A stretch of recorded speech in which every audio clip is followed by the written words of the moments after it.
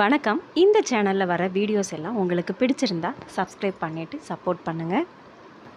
இந்த துவாதசி அன்னைக்கு பெருமாளுக்கு நான் சொல்கிற நெய்வேத்தியம் மட்டும் நீங்கள் செஞ்சு பாருங்கள்.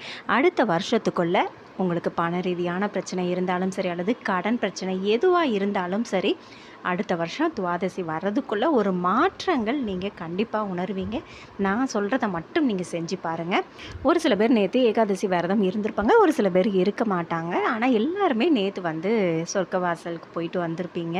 ஏன்னா அந்த நாள் போயிட்டு வர்றது அவ்வளோ கோடி புண்ணியங்கள் கிடைக்கும். அது மட்டும் இல்லை, நமக்கு பிறப்பு அப்படிங்கும்போது இறப்பு அப்படின்னு ஒன்று வரதான் செய்யும். இந்த ஏகாதசி அன்னைக்கு நம்ம சொர்க்கவாசல் போயிட்டு வந்தோம், அதாவது பெருமாள் கோயிலில் சொர்க்கவாசல் திறப்பாங்கள்ல, அந்த சொர்க்கவாசல் திறந்துட்டு போயிட்டு அந்த இதில் நம்ம போயிட்டு வந்தோம் அப்படின்னா நமக்கு எப்பேற்பட்ட பாவங்கள் நம்ம செஞ்சுருந்தாலும் சரி, நமக்கு சொர்க்க வாசல் தான் அப்படிங்கிறது கூட சொல்லுவாங்க. அதனால தான் இந்த ஏகாதசி அன்னைக்கு நம்ம எவ்வளோ வேலை இருந்தாலும் சரி, பெருமாள் கோயிலுக்கு போயிட்டு அந்த சொர்க்க வாசல் திறக்கிற அந்த நாளில் நம்மளும் போயிட்டு வரணும் அப்படின்னு சொல்கிறதுக்கு காரணம் அதுதான். ஓகே, இன்றைக்கி இந்த துவாதசி அன்னைக்கு நான் சொல்கிறத மட்டும் நீங்கள் நெய்வேத்தியமாக பெருமாளுக்கு வச்சுட்டு 2 நெய் தீபம் மட்டும் நீங்கள் ஏற்றி வச்சு பாருங்கள். இது ரொம்ப பெரிய விஷயம்லாம் இல்லை, இது ஒரு சாதாரண சின்ன பரிகாரம் தான். ஆனால் இது செய்கிறதன் மூலமாக அடுத்த வருஷத்துக்குள்ளே ஒரு மாற்றங்கள் உங்களுக்கு நடக்கும். பெருமாள், மகாலட்சுமி, சுக்கிரன், குபேரர் இவங்க எல்லாருமே பணத்துக்குரிய கடவுள்னு சொல்லுவாங்க. இந்த கடவுளெல்லாம் வழிபடுறதன் மூலமாகவும் நமக்கு பண ரீதியான பிரச்சனைகள் சரியாகும். இந்த ஏகாதசி அன்னைக்கு நம்ம சொர்க்கவாசல் இருக்க அந்த கோயிலுக்கு போயிட்டு வரோம், எல்லாம் செய்வோம். ஏகாதசி அன்னைக்கு விரதம் இருந்துட்டு துவாதசி அன்னைக்கு நம்ம காலையிலேயே சாதம் சாப்பிடணும், அதுதான் முறை. ஒரு சில பேர் காலையில் நான் டிஃபன் தான் சாப்பிடுவேன், நான் மதியம் சாப்பிட்டுக்கிறேன் அப்படின்னு சொல்லுவாங்க. ஏகாதசி விரதம் இருந்துட்டு துவாதசி அன்னைக்கு காலையிலேயே சாதம் சாப்பிட்றணும், அதுதாங்க முறை. நீங்கள் விரதம் இருக்கிற முழு பலன் இப்போ காலையில் நீங்கள் சாதம் சாப்பிட்றதுல தான் கிடைக்கும் அப்படின்னு சொல்லப்படுது. அதனால் இந்த முறையை நீங்கள் ஃபாலோ பண்ணிக்கோங்க. இது பொதுவாக எல்லாருக்குமே இந்த விஷயம் தெரியும். ஏகாதசி என்னை விட அதிகமாக பெருமாளை வழிபடுற எல்லாருக்குமே இந்த விஷயம் தெரியும். தெரியாதவங்களுக்காக இந்த பதிவு.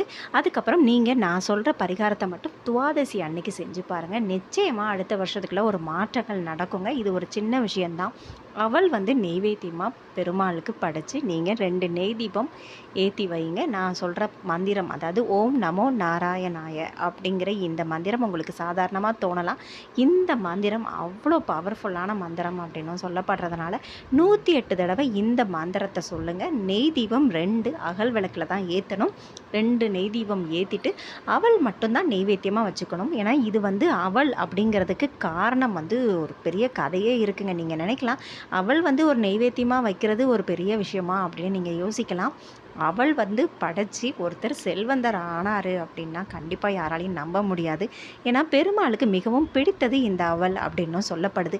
எங்கள் அப்பா எனக்கு இந்த விஷயத்த சொன்னா, இது என்ன அப்படின்னா, அவள் பெருமாளுக்கு மிகவும் பிடிச்சதுக்கான காரணம் என்ன அப்படின்னா, அப்போ உள்ள காலத்தில் பெருமாளும் அவரோட நண்பரும் ஒரு பாடசாலை இதில் படிச்சுட்டு இருந்திருக்காங்க. பெருமாள் ரொம்ப பெரிய செல்வந்தர், அவரோட நண்பர் பரம ஏழை. அப்போது அப்படியே அவங்க 2 பேருமே பெரிய வயது வரைக்குமே அப்படியே ஒன்றா பழகிட்டே இருக்கிறபோது பெருமாளுக்கும் திருமணம் ஆயிடுச்சு, அவரோட நண்பருக்கும் திருமணம் ஆயிடுச்சு. அப்போ ஒரு தடவை பெருமாளை பார்க்குறதுக்காக பரம ஏழையான நண்பர் கிளம்பிட்டு இருந்திருக்காரு. அப்போ அவரோட மனைவி நீங்கள் சும்மா பார்க்க போக வேண்டாம் உங்கள் நண்பனை, இந்த அவள் கொண்டுட்டு போங்க அப்படின்னு சொல்லி அவரோட மனைவி சொல்லியிருக்காங்க. அவர் எவ்வளோ பெரிய செல்வந்தர், மாளிகையில் இருக்கிறவர், அவருக்கு போய் இந்த அவளை கொண்டுட்டு போய் கொடுக்க சொல்கிற அப்படின்னு சொல்லியிருக்காரு. இல்லை, நீங்கள் அவளை கொண்டுட்டு போய் கொடுங்க, கொடுத்துட்டு நம்ம ரொம்ப கஷ்டப்படுறோம் அப்படிங்கிறத உங்கள் நண்பன்கிட்ட சொல்லுங்கள், அவர் கண்டிப்பாக நமக்காக உதவி பண்ணுவார் அப்படின்னு சொல்லிட்டு அவரோட மனைவி சொல்லியிருக்காங்க. இதை சரின்னு சொல்லிட்டு பெருமாளை பார்க்குறதுக்காக அந்த அவள் கொண்டுட்டு போயிருக்காரு. அந்த துணி மூடையில் ஈரமான அதாவது அவளை நனைச்சி அந்த ஈர அவளை துணி மூடையில் கட்டிட்டு அவர் கொண்டுட்டு போயிருக்காரு. அவரோட மாளிகைக்கும் போயிட்டாரு. போனது அவர் கூடயே பேசிட்டு அந்த மாளிகை இதெல்லாம் அவர் பார்த்துட்டு அந்த வசதியை பார்த்துட்டு பெருமாள் கிட்ட எப்படி இதை போய் நம்ம சொல்ல, நம்ம கஷ்டப்படுறோன்னு எப்படி சொல்ல அப்படின்னு சொல்லிட்டு அவர் ரொம்ப தயங்கி நின்றுட்டு இருந்திருக்காரு. அதுக்கப்புறம் இந்த அவளையுமே கொடுக்க அவருக்கு மனசு இல்லை. ஏன்னா பெரிய பணக்காரர் தன்னோட நண்பர், அவருக்கு அவளை கொடுக்கவா அப்படின்னு சொல்லிட்டு கொடுக்காம வச்சுருந்துருக்காரு. இதை கண்டுபிடிச்ச பெருமாள் நீ எனக்காக என்ன கொண்டு வந்திருக்க அப்படின்னு சொல்லி கேட்கவும், நான் ஒன்றும் கொண்டுட்டு வரலைன்னு சொல்லவும், நான் கிளம்புறேன் அப்படின்னு சொல்லியிருக்காரு. ஏன்னா இதை நம்ம கஷ்டப்படுறோன்னு எப்படி பெருமாள் கிட்ட சொல்ல அப்படின்னு. அதையும் கண்டுபிடிச்ச பெருமாள், எனக்காக நீ கொண்டுட்டு வந்த அந்த துணி பையா அவுத்து கொடு அப்படின்னு சொல்லவும் அதை கொடுத்துருக்காரு. அதில் ஈரமான அந்த அவள் இருந்திருக்கு. இதை எனக்கு ரொம்ப பிடிக்கும் அப்படின்னு சொல்லிட்டு அந்த அவளை எடுத்து ஒரு வாய் தான் போட்டிருக்காரு. அந்த ஒரு வாயில் அந்த அவளை போடவுமே பரம ஏழையான நண்பர் வீட்டில் அவருக்கு வந்து குழந்தைகள் அதிகம். அவங்க குழந்தைகள் வந்து ட்ரெஸ்ஸு கூட நல்ல ட்ரெஸ்ஸாக போடாமல் கிழிஞ்ச ஆடை அந்த மாதிரி போட்டு இருந்திருக்காங்க. அதுக்கப்புறம் இவர் அவள் வாயில் போடவுமே அந்த ட்ரெஸ்ஸு எல்லாமே பட்டு ஆடைகளாக மாற ஆரம்பிச்சிருச்சு. அதாவது பட்டு துணி அப்படிங்கிற மாதிரி மாற ஆரம்பிச்சிருச்சு. அவரோட மனைவியுமே நிறைய நகைகள் அந்த மாதிரி போட்டு பட்டு சேலை உடுத்தி அந்த மாதிரி ஆயிடுச்சு. குடிசை வீடான அவரோட வீடு வந்து மாளிகை வீடாக ஆக ஆரம்பிச்சிது. அதுக்கப்புறம் இவர் அடுத்து அவள் போட போட அவர் வீட்டில் இருக்கிற பானை கொண்டு பொற்காசுகள் வர ஆரம்பிச்சது அப்படின்னு இருக்கவும், பக்கத்தில் இருக்கிற மகாலட்சுமி வந்து போதும், எதுவுமே அளவாக தான் இருக்கணும், நீங்கள் நிறுத்துங்க அப்படின்னு சொல்லிட்டு பெருமாள் சாப்பிட்றத நிப்பாட்டினாங்க அப்படின்னும் சொல்லப்படுது.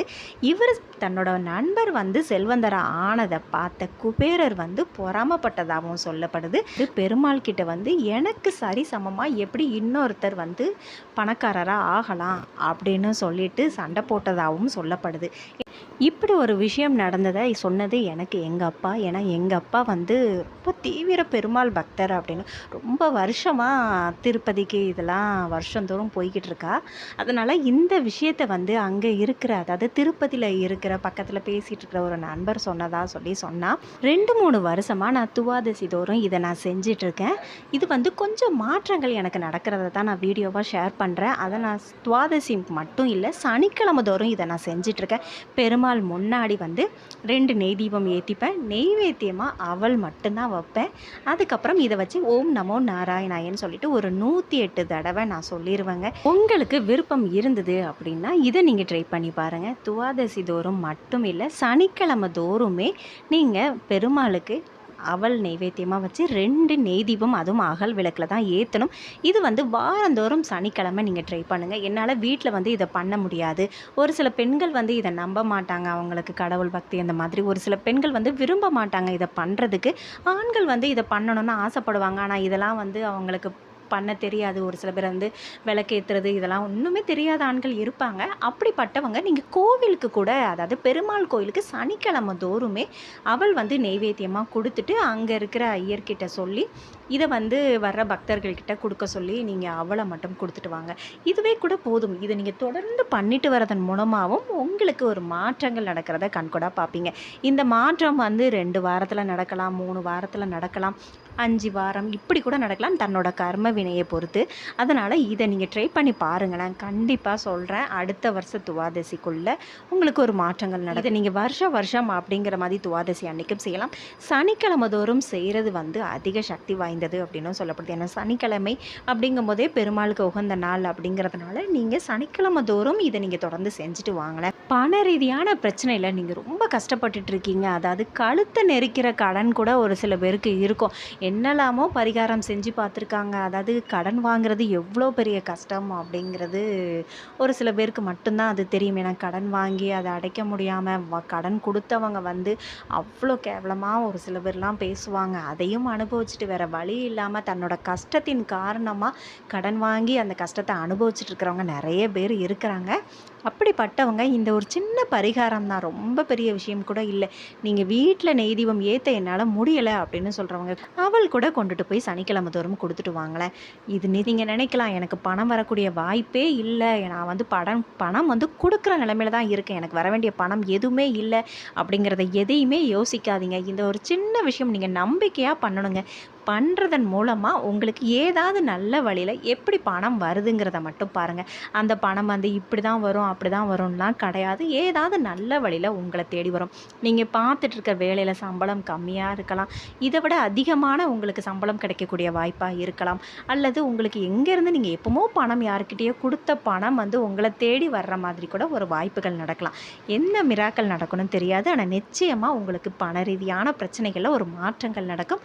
இதை நீங்கள் நம்பிக்கையோடு செஞ்சு பாருங்கள். அது நீங்கள் இன்னையிலேருந்தே ஸ்டார்ட் பண்ணுங்களேன். துவாதசி அன்னைக்கு இன்னைக்கு ஒரு சின்ன 2 நெய் தீபம் அவள் இதை மட்டும் நீங்கள் படைச்சி பண்ணுங்கள். சனிக்கிழமை தோறும் இதே மாதிரியும் நீங்கள் வீட்டில் நெய் தீபம் ஏற்றாட்டாலும் சரி, கோவிலில் போய் கூட அவள் நீங்கள் கொண்டுட்டு போய் கொடுத்துட்டு வாங்க. நிச்சயமாக அடுத்த வருஷத்துக்குள்ள உங்கள் லைஃப்பில் ஒரு மாற்றங்கள் நடக்கும்.